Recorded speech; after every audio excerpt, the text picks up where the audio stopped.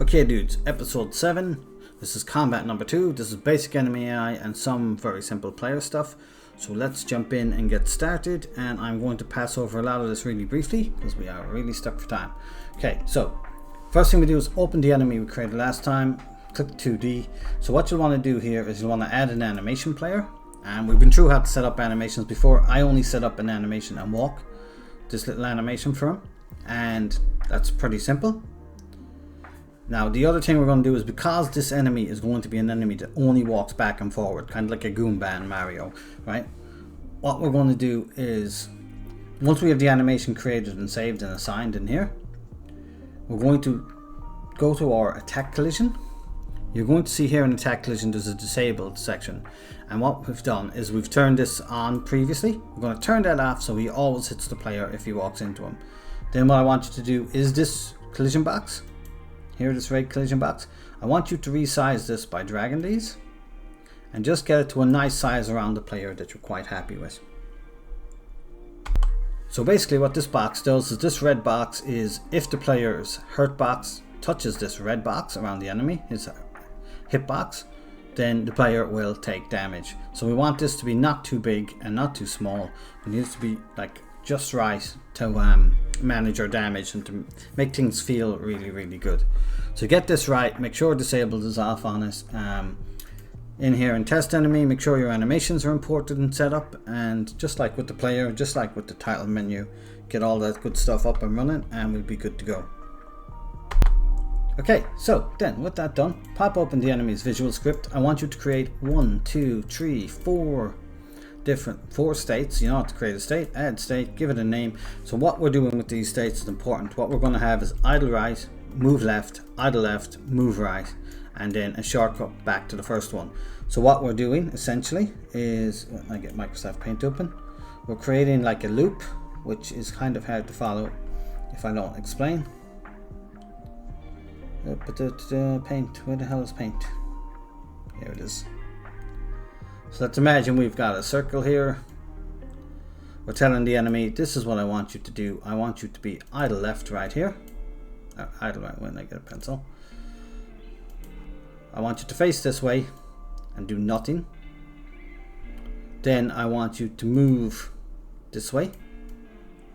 Then I want you to face this way and do nothing.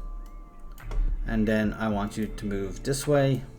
And then I want you to go back to the start and keep repeating this little circle. I've actually drawn this backwards to how I've got it in the engine, but that's the basic idea of our enemy's AI, right? It's like the simplest AI in the world, but that's how it is.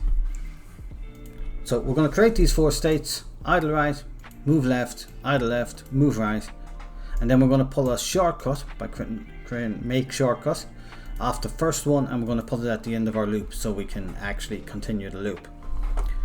So inside idle right, for now we want to do nothing. Inside move left, we want to actually make the character move to the left. So let's quickly do that. So what we're going to do here is we're going to click add executable action, and we are going to go and we are going to find a move, and we're going to use directional move.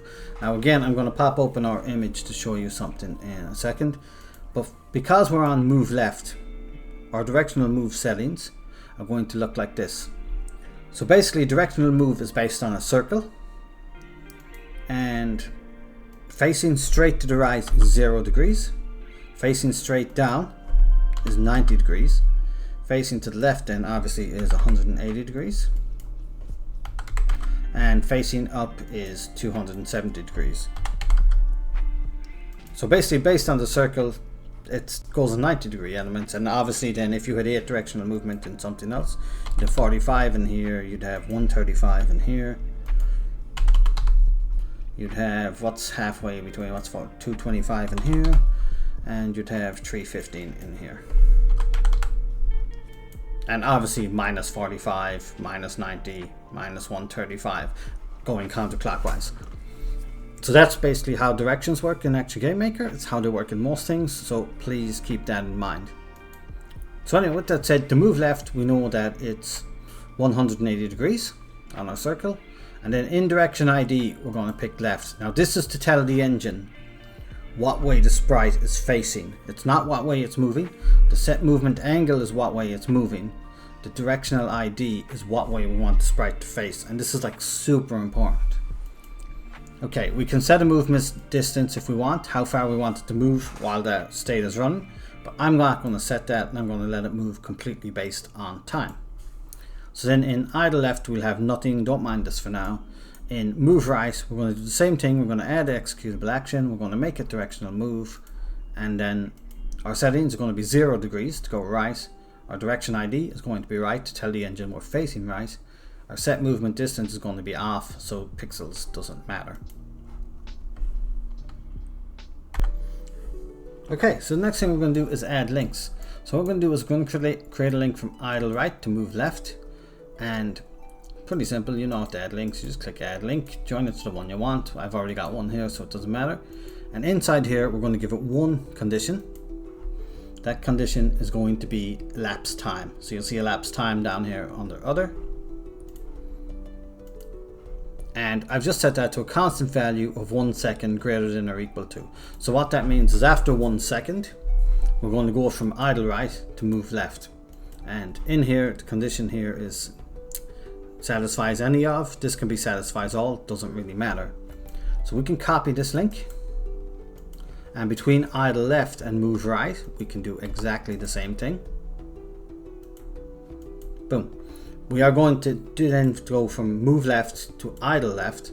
We're going to do the same thing, but we're going to create it instead of copy it so we don't get duplicates or get confused. So we're going to create a new elapsed time, and with our new elapsed time created, this time we're going to make it 2 seconds. Then we're going to copy this guy, we're going to paste him in here between move and idle again, and this is going to create a loop. So basically what's going to happen, we're going to face to the right, we're going to wait 1 second, we're going to move to the left for 2 seconds, and then we're going to go here. Then from this one we're going to keep facing left, we're going to wait 1 second thanks to this, then we're going to move to the right, and after 2 seconds we're going to go back to just facing right without moving. So that's a nice simple loop. Basically means the enemy will move over and back in a straight line, like so. He'll move, he'll wait, he'll move, he'll wait, he'll move, he'll wait, and so on. So super simple AI, kind of like Mario Goombas. Nothing too complex going on there, and that's exactly what we want. Because we turned this hitbox on and stuff, if he hits the player should take damage. So I'm going to show you the movement in game really quickly. Make sure I don't mess this up. So there he is, he's moving for 2 seconds. He's moving quite fast, we might want to slow him down a bit, but and then he waits for a second after he completes the move, and then he goes again. So super basic and super simple. Okay, so with all that done, what we want to do next is we want to set up the player's ability to take damage, because we've already allowed the enemy to hit the player by turning on his hitbox and stuff. So let's jump to our player and let's set up his ability to actually get hurt. So the first thing you're going to want to do here is, before you jump into the player's visual script, in base settings here there is an option called remove when HP is 0. Now make sure this is not clicked on, because if this is clicked on, it will overwrite everything we do in our death state that we're about to create, and we don't want that to happen. So I'm going to quickly show you how this little setup we've got here is going to work. So let's jump into the game again. Let's take the damages. And after 5 damages we drop dead, it waits for 2 seconds, and it returns us back to the title screen. So one thing we'll be using a lot of as we go forward is the any state. And the any state is like super important. Basically it literally is what it says on the tin, right? If you have anything condition coming off any state, if this condition is true, this will run. There's no ifs or buts, it will override every single one of these states. So we don't need to be like as complex as we do with movement, and I like to use this for damage and death. It's really important, but it's a really good state, and it saves a ton of time and a ton of spaghetti code. So what we want to do here is we want to create a death animation, which you see I have here, which is just one image, which is fine. And you want to create a hurt animation. And again, you need to get all your keyframes right, but what's important here is for the hurt animation, you want to set your H flip. So in here in Sprite 2D, you'll see that there's a H flip here. You want to keyframe that to be on at the start of it and off at the end of it, right? And for some reason I didn't do that, but whatever. Maybe I flipped the animation in Paint, but it's just something to be aware of, that sometimes because the knockback, you want to face the opposite direction to the direction you're moving. So let me turn this back on.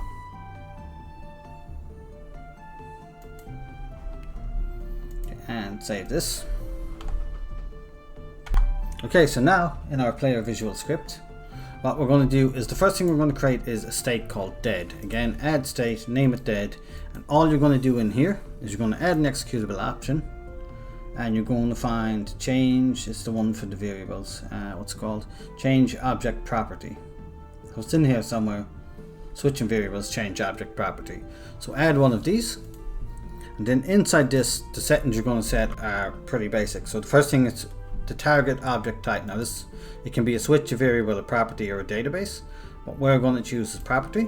We're going to change self, which means we want to switch a property belonging to ourselves, like a self switch, but it's not actually a switch, it's a property, in our base settings, which is obviously right here. And the name of this is going to be is blinking in invincible. And you'll remember there was a setting in our base settings that did this, and we're just going to set this to off. And the reason we're doing that is that when we're dead, basically, now if an enemy bumps into us, we won't flash and we won't blink like we're taking damage. So it's just to stop that kind of thing from happening. And then the condition that goes from any state to dead, it's going to be relatively simple. You're just going to add a condition, and it's going to be HP is 0. So that's in here under switches as well. HP is 0. So you're just going to set that, make sure it says HP, and you don't need to touch any of these values at all. So with that said, what will happen is if we run out of HP, because we'll go from any state, it'll check if our HP is 0, it'll trigger dead. So then from dead, we're going to add a new state. We're going to call it reset game, and this literally just resets our game. So again, in add executable action, down here you will find an option to reset the game. It is under, it's under here somewhere. Let's put that closer to the bottom. That file menu, game setting, under game settings, right? Reset game is in here. So just click this reset game, and you don't need to do anything again with the options in here. So what we're going to do with this guy as well is we're going to click continue previous animation. And what that means is that when we die, it's going to keep our previous animation. Then the link to join these two is just going to be elapsed time. You'll find I use this an awful lot. It's set to 2 seconds. So we run out of HP now. This triggers from any state. It says we have no HP. It triggers dead, which stops us doing the blinking when the enemy runs into us. It also puts us into our dead animation. And then after 2 seconds, basically we just reset the game. So back to the title screen that we created in the last video. And that was one of the reasons I put the title screen episode ahead of this combat number 2. So again, to see that in action, what we're going to do is we're going to start a new game, obviously. Gonna run out here, we're gonna get hit multiple times. So we play dead, and after 2 seconds, back to the title screen. Exactly what we want. So the other thing we're going to do is from this hurt action, we're going to make sure that this death is always the priority. So you'll see here in our link, we can give this just a higher priority number, and this will always be the main one. So just make sure that we get no issues between these two states. So the next thing we're going to do is we're going to create our hurt thing. So we've created our animation. So what I'm going to do here is I'm going to pop open from any state. I'm going to create a new state. I'm going to call it hurt. And then the link from our any state to our hurt is a very particular one. So we're going to pop open add condition. We're going to find contact with attack area, right? So what this means is if our player hits the attack area, which is the red area on our little Goomba enemy, then he this will run, what's in this box, along with him taking the damage that's set outside of this. So the options I've set up here for a hurt area is you can just quickly go select all sides. So if any part of the player hits the enemy, then we're going to do down here, we're going to click ignore owner game object. And what this means is that the player cannot collide with himself, right? Which is fine, we want this. Then we're going to pick object specified type. There's a few things in here. You can pick specific objects, you can pick unconditional, you can pick object group.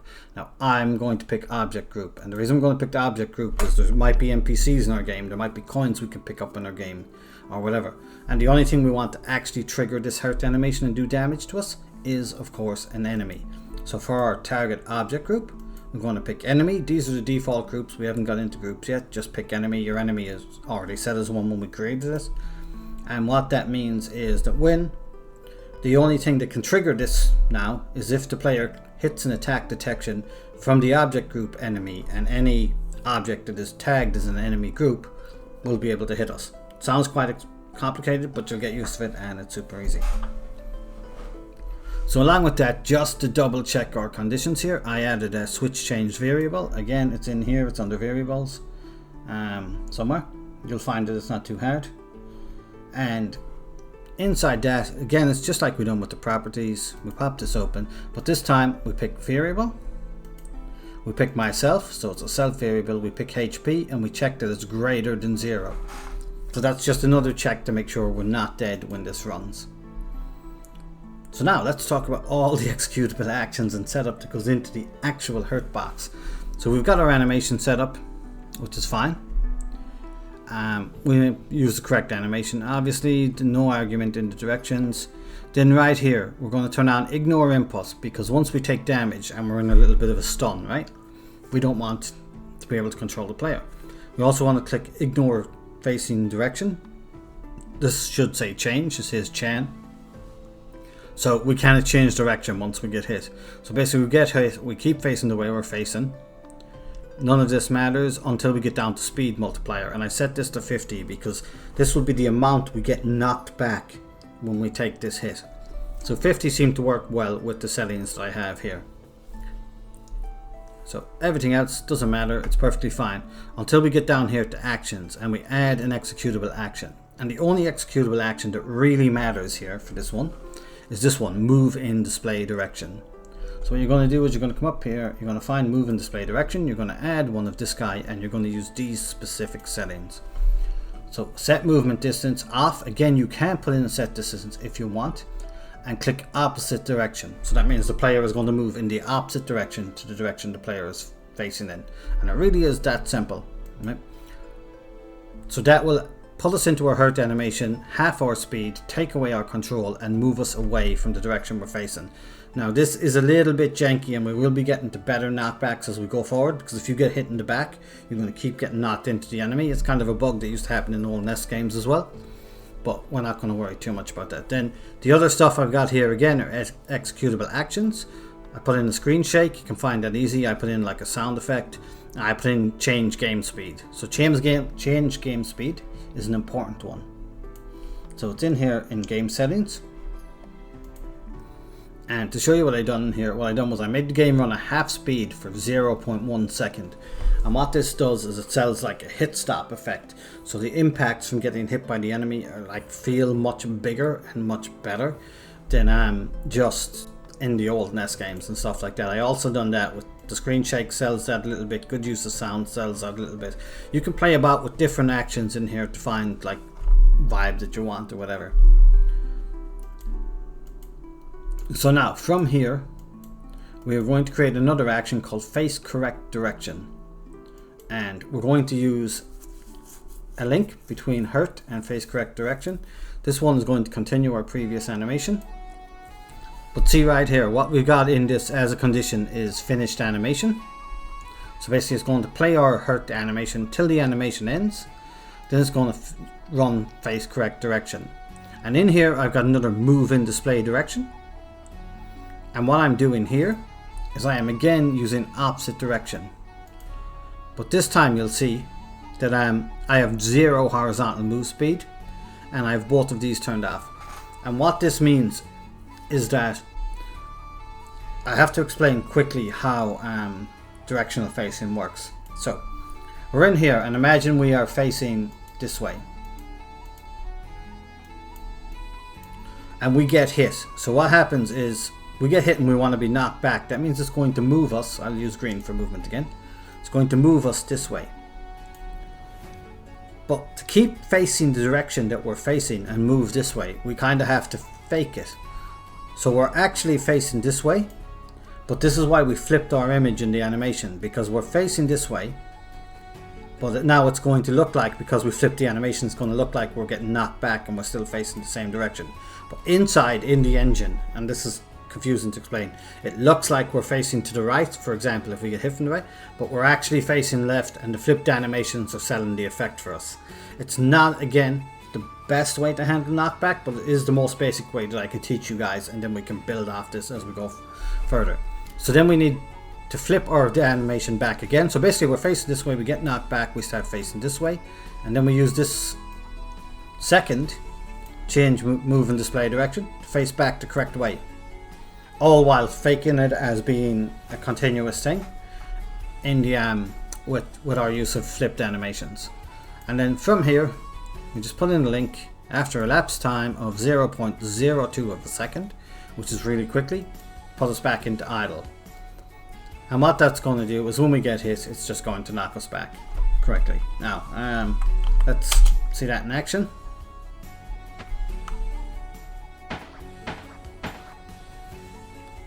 So that's exactly how it works. Now bro was hitting us a bit too much. We'll have to do some stuff with the enemy going forward, but that's the basic idea. So that is our player setup for taking damage. In here, obviously your settings out here are what actually matter and where all the damage calculations are done. But that's the gist of it. So with all that set, the next thing we need to do is we need to set up some animations and stuff for the enemy taking damage.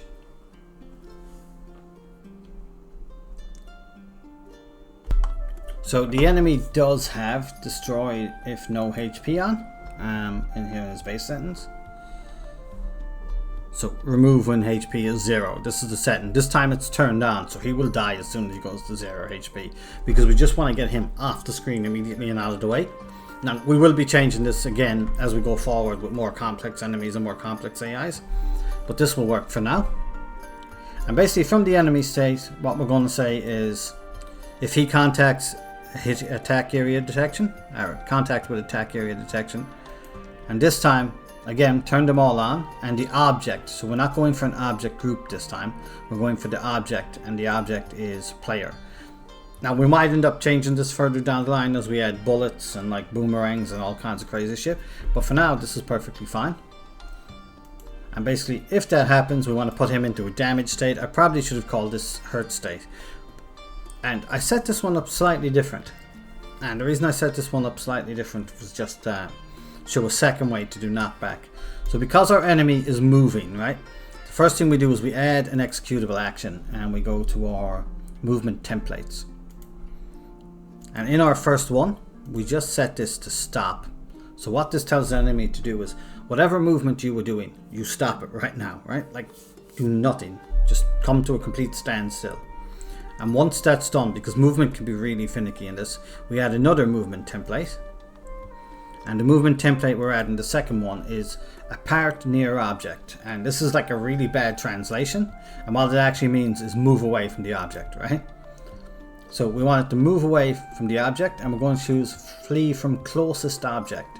And what that means is if you have 3 or 4 different player objects in your group, or like player bullets or whatever, it's going to move away from the closest one. So what we want to do is we only ever want to have one object in the player group, and that's going to be the player himself, not his bullets and stuff. So we just click player here, and this will always move away from the player, and we just click OK. And basically that's another way to handle the knockback. Now this one will actually again make the enemy face away from the player, so you'd have to like Y flip the animation if you had a hurt animation. I don't have one right now, but we will add one for the next episode. So basically now when the enemy gets hit, he's going to get knocked back. He's going to move as, again we go in here, look at our action settings. We can probably click ignore facing direction right here. So we can't change direction. Then we're going to say is not affected by gravity. Fine, fine. All this is fine. And it just means he'll get knocked away from the player. We'll actually change his speed again, horizontal speed, so he doesn't get knocked back too far, to maybe 50%. Then from here, after an elapsed time, we're going to create a new state first. The new state is going to be called stun. And in stun, we're going to put in a movement template that stops again, so he can't move. And then we're going to go from damage to stun after 0.3 of a second. So basically he gets hit, he stops moving whatever movement he's doing, he starts moving away from the player. After 0.3 of a second he stops moving again and he's stuck in place. Then we're going to go back to idle left, which is moving him to the left. And we are going to do that after elapsed time of 0.7 seconds. So he gets stunned for like 0.7 seconds after getting hit. That's a pretty long stun lock. So now, what if we want him to go back to whichever way he was facing at the time he got hit? So if he's facing to the right and we hit him and he flies to the left, we want him to continue going to the right again, to go back into the movement towards the right. So let's figure out how we're going to set that up. So the first thing we're going to do is we're going to click here on our variable settings, right? And variable settings, these are self variables, they're inside the object. We're going to add a new variable and we're going to name it keypad direction, right? So what keypad direction means is if you've got a laptop or a PC and you look at your number pad, right? It should be called number pad direction instead of keypad direction. Then 4 is left and 6 is right. You see the little arrows underneath them. So we use those to track directions, and I find that really handy. So what we're going to say here is we're going to let the value as 0. We're going to leave it as is savable and keypad direction. So that's all we got to do for this. You can name it number pad direction if you prefer. Doesn't really matter. Okay. So once that variable is created, we're going to go back to our visual script. And what we're going to do is in our idle right here, what we're going to say is if we're facing to the right, what we want to do is we want to create a self variable, right? We want to set our self variable, not create, of the object type self. So we want to set our variable object type self, and we're going to find a new variable we need called keypad direction. And if we're facing to the right, we're going to set that value to 6 because that is the number on the keypad that is to the right. Again, to show you what I mean by this, let's grab a new Microsoft Paint. You've got 1, 2, 3, 4, 5, 6, 7, 8, and 9. And this is how I always do my my keypad directions. 2 is down, 6 is right, 4 is left, 8 is up, 9 will be like northeast, 7 will be like northwest, and the only number then that's not used is number 5, right? So this is how I always think in terms of directions when it comes to like video game logic. This would probably be more important for top down, but just for left and right we have 4 and 6, which I find works perfectly fine, and it instills that practice in your brain that when it comes to more complicated stuff like Zelda games and like 8 directional games, then you'll always have these numbers in your head for quick ideas of what directions and where to go. So basically when we're facing to the right, we set the variable to 6. When we're moving to the left, we're going to set this variable to 4. When we're facing to the left, we're going to set this variable to 4. And the reason I'm doing it on them all is because we never know when we'll be coming back. And then when we're moving right, we obviously set this variable to 6 again. So now we have stored in our variable what direction we're facing at any specific time. So now instead of going back to idle left, what we can do is we can also throw in a shortcut to idle right. So let's make a shortcut. Let's pop it in here. Let's add a link. Boom. So let's look, I've already set this up in idle left. So what I've done in idle left, as I said, is if after 0.7 seconds, okay, we can copy this one. It's not a big deal. How do I copy it? I don't know if I can actually copy it when it's close up like that, but let's just pop it in again. Right? So let's go here. Let's say if after elapsed time 0.7 seconds. Okay.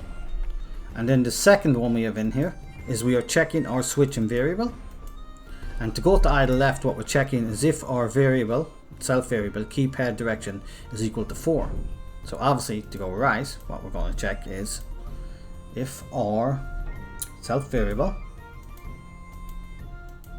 there we go, keypad direction is equal to 6. We want to go to the right, right? Boom, and we pop that in there. Now the other thing we need to make sure with this guy is that it's an and not an or, right? Because again, these are like logical. So it's if this time has passed and we're facing this direction, not if this time has passed or we're facing this direction. And that immediately will trigger that. So what will happen now is if we hit him while he's facing right, because our direction is saved, he'll go back to idle right. If we hit him while facing left, he'll go back to idle left. And that's the basic idea of how this guy is going to work. So we pop in the game, click new game. When he hits us, we should get knocked back. He kind of hits us 3 times. What I need to do is I need to stop him after he hits us. And see the little knockback when we hit him? So we run after him, we hit him, he gets knocked back. But he's not turning to face us because I haven't got those animations set up. But that's the super basic idea of how we're going to set up this game. So yeah, the reason I left out a lot of the little polishy bits and stuff is this video is already half an hour, so it's like long enough, and there's a fair bit in it. And what we'll do in the next time is we'll tidy this up a little bit, and then we'll get on to like further and more advanced enemy AI and types as we go forward. But we can always build it off this. So have a play about with your executable object actions, and you know, see how you can do different things like hit stun and hit stop and different game feel and whatever, and kind of push off that, you know. You don't have to do exactly what I'm doing. You can always play with the engine and do your own stuff. But I think this is like a pretty simple basic start where we can come in here. This guy maybe moves a bit quickly, but see if I catch him before he catches me. He can't actually hit me, but there we go. Now one thing I did notice, and we'll do a little bug fix real quick, is the second one doesn't reach him. So what we're going to do is we're going to change his knockback speed. So right here in the damage where he gets knocked back, I'm just going to pop this back to maybe 40, right? Because he wasn't too far outside of our range. And once we do that, we might actually change his overall speed as well. So let's go here to his, because he does move a bit quick, right? So let's take his horizontal speed here and drop it to 80, right? And just keep playing about with these values till you find something that feels good.